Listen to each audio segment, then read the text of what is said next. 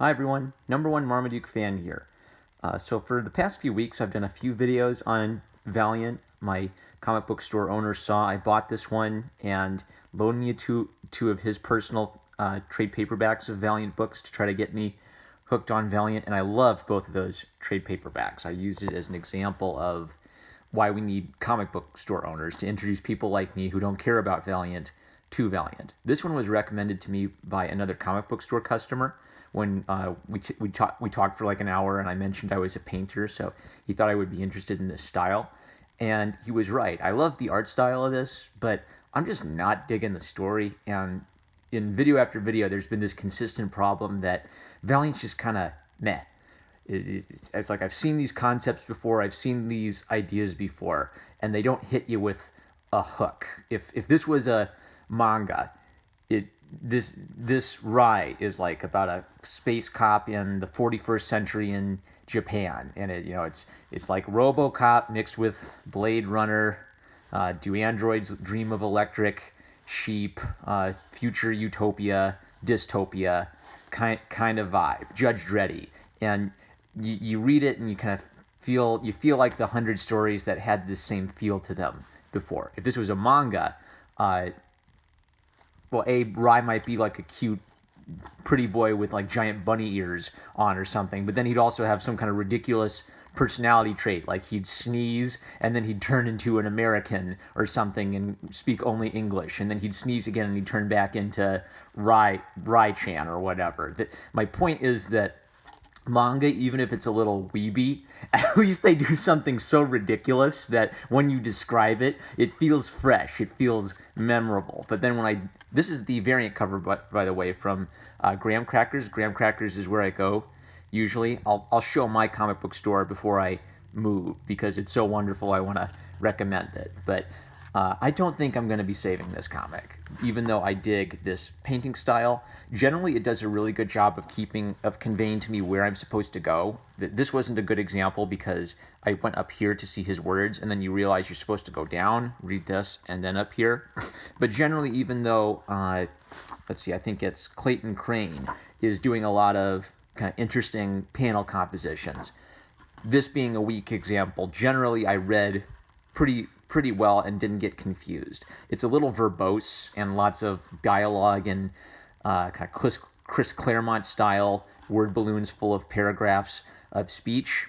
And let's just flip through it and I'll give you my impressions as I go. So this is like the RoboCop guys. They're like some kind of robots that police the streets, and these are ratties. They're some sort of political radicals that want to have anarchy and unplug all technology, and they commit the first murder in Japan in 1,000 years. And then after about 4 pages, then our protagonist shows up doing a long dialogue about how she wants to meet Rai and she's going to write history on a sheet of paper, and that sheets of paper are so expensive they're worth a week's worth of work in this time period. I'm sure that there's going to come a point where paper is passe and we use electronics more than we use paper. But even though the light bulb replaced the candle, you can still get a candle for pretty cheap. Even if electronics make paper mostly a thing of the past, it's still going to be cheap to use paper and practical to use paper for certain things. So I don't know. It's trying to evoke a weird, funny future that feels weird because they don't have paper, but I don't quite buy it. As long as we have hands, we're not going to fully go into the virtual reality electronic world. As long as we have things like hands and feet and need to go to the bathroom, we're going to need physical stuff. Oh, literally, that's like the perfect illustration of why we're always going to need paper. You're always going to need to go to the bathroom. Duh, you can't use an electronic iPad for that kind of stuff. That's kind of a skeevy illustration, but it takes me out of the world a little bit. And I also didn't like how we got all this dialogue before she showed up, like talkie. Okay, now here's our character. Talkie. No one's ever killed someone in Japan. Oh, our world is so strange. And just like in Star Wars, the poor people live down at the bottom and the rich people live up at the top. And finally, here's our hero. And it's kind of a cool bit that the father, the emperor, lives high above everyone out in space where you can see the whole planet. And Rai just stands there with a sakura tree waiting to take orders from father. I've talked before about morality in storytelling because it interests me a lot. And maybe on one extreme, there's the overly simple story where it's just the good guy's good because he's good, the bad guy's bad because he's bad. The good guy has no negative traits or sinful qualities. The bad guy has absolutely no positive traits. He just runs around killing people all the time. And those kinds of stories get boring because you've seen them 100 times before. And you kind of recognize that people tend to be a little bit more complicated than that. So people who have some positive traits will also have some negative traits. Darth Vader is a villain, but one of his admirable traits is just how no nonsense he is. He can't stand. He doesn't just kill soldiers for the sake of killing soldiers. He kills them because he can't stand incompetence, and that's how he punishes incompetence with death. So, that means, like, in kind of contemporary storytelling, there's a little bit of subtlety to the characters. The heroes have flaws. The villains may have a reason for doing the evil thing they want to do. But then there's this other extreme, which is kind of morally gray storytelling. And I think a lot of people assume that morally gray storytelling means sophisticated storytelling because they think, oh, well, we're not being like a harsh black and white, simple fairy story. That means we must be sophisticated, right? And this is an example of what I'd say would be a morally gray story that isn't doing anything. So the radicals want to free the robot people with the blue rings on their heads who are kind of like slaves. And so this guy, he owns a robot and he's beating her up for no reason. This is probably an insanely expensive piece of technology, even this far into the future. So why would he like beat it up and smack it around? And then the Ratty sees this and tries to stop him from beating up his robot girl. And then the Ratty, so the Ratties care about the robots. The Ratty's about to shoot the guy who's beating up his robot. And then Rye comes in and chops off the fingers of the Ratty who was about to shoot the abusive guy with his robot. Okay, so it's sort of like, oh, he thinks he's a hero, but he's a servant of this fascist state. The radical anarchists, well, they kill people, but they have a point. They want to free the There's no one to root for. And just because there's moral gray area in these two positions, that's not the same as it being sophisticated. It's still ham-fisted, even while pretending that both sides have good and evil to them. I can tell what this is. This is a fascism versus anarchy morality play. And I can tell that, Rye is going to grow up and realize that father has been lying to him and that fascism isn't good. And then he's going to go through some sort of character arc relating to that. But this isn't a good hook. I've seen this 1,000 times. Hit me with something. Hit me with it fast. What makes Rye special? Why should I care about Rye? This art, by the way, I dig it. It's digital painting. It's detailed. There's a lot of interesting stuff going on. And what I like about it is it's helping keep the painting from taking over the comic. It still reads as a comic because things like the white panel, I think if that was just the one thing I could get every comic book artist to keep, it would be this: white gutters between your panels, because white is a space of rest and helps unify everything and helps make the word balloons feel like they fit with the composition because you have something else that's bright white that isn't just isolated in a little dot but is worked throughout the composition. Having that gives us a rest and helps the really detailed painting stuff feel like it belongs better because we have the detailed painting we can look at and then we can go to the white to rest, and it doesn't feel like the word balloons are just sitting there in the middle of nothingness. Like this might be an example here. So this doesn't have any of those panel compositions. So painting, detail. This is what sticks out because it's solid black, solid white, and really clean letters. It's the one thing that isn't painted exactly like everything else on this page. So ironically, it works best in the non-splash pages where you've got lots of panels and lots of gutters to help you rest.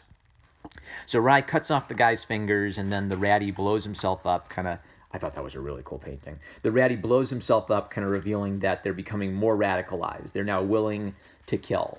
And there's also this weird thing where the little folk, they speak, it's like even the stupid mooks, like the stupid bad guys on the streets, they still use this high vocabulary. Like everyone's intelligent and educated in this futuristic world, but they're still stupid at the same time. And I don't know, it just doesn't quite click with me like this is something real, like this is a way real people might talk in this world. And then he meets some random blue dude who says, "Don't trust father, trust me." Okay, who's this random blue dude? What's his face look like? Why is he important?